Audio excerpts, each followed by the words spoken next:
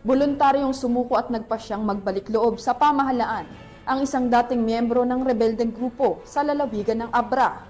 Alamin ang buong detalye ng report mula kay Patrol Woman Mayra Biran.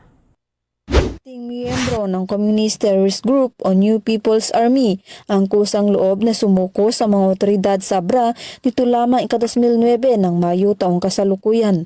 Ayon sa ulat, pinili niyang talikuran ang kanyang kaugnayan sa kilusan at magsimulang muli ng panibagong yugto sa kanyang buhay sa tulong ng pinaigting na pagsisikap ng 2nd Abra PMFC katuwang ang RID, RIU-14, PIU, PDEU, Regional Mobile 1st Battalion 1504th Maneuver Company sa Lapadan MPS at Manabo MPS.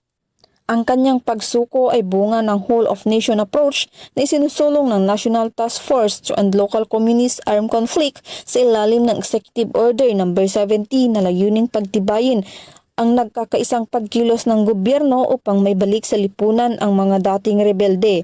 Buong puso niya ang ipinahayag ang suporta sa programa at inamin na siya ay nalinlang ng maling ideolohiya at panlilinlang ng CTG. Pinuri ng mga otoridad ang mapayapang pagsuko at muling tiniyak ang kanilang dedikasyon sa pagbibigay ng komprehensibong suporta para sa reintegrasyon at kabuhayan ng mga dating rebelde na piniling tahakin ang landas ng kapayapaan.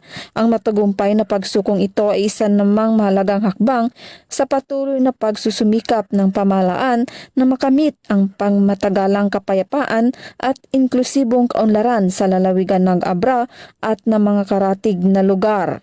Mula dito sa Baguio City, ako ang inyong PNN correspondent, Patrol Woman Mayra Biran, alagad ng batas, tagataguyod ng Balitang Pulis. Maraming salamat, Patrol Woman Mayra Biran.